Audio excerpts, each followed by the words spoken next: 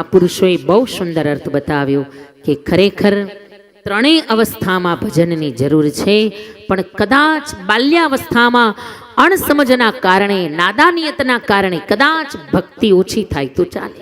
કારણ કે અણસમજણ છે બાળક, ત્યારે ભક્તિ ભજન ઓછું થાય તો ચાલે.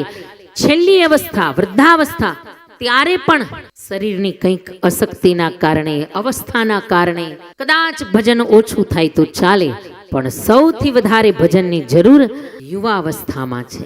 ખરેખર સૌથી વધારે ભક્તિની જરૂર યુવાવસ્થામાં છે. અને ખરેખર સાચી ઉંમર જ ભજનની યુવાની છે. સાચી ઉંમર જ યુવાની. ઘણા પછી રાહ જોઈને બેઠા હોય કે માળા કાંઈ યુવાનીમાં થોડી થાય, કથા કાંઈ યુવાનીમાં થોડી સંભળાય. એ તો છેલ્લે વૃદ્ધાવસ્થા આવશે, વાળ ધોળા થશે.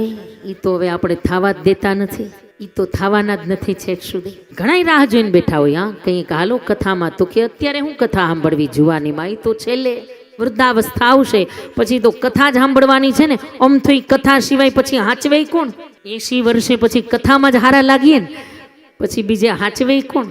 જો વૃદ્ધાવસ્થામાં જે ભજન કરીએ છીએ ને, એ કાંઈ પ્રેમથી નથી કરતા, એ તો પછી ધરાર, પછી ક્યાં જાય?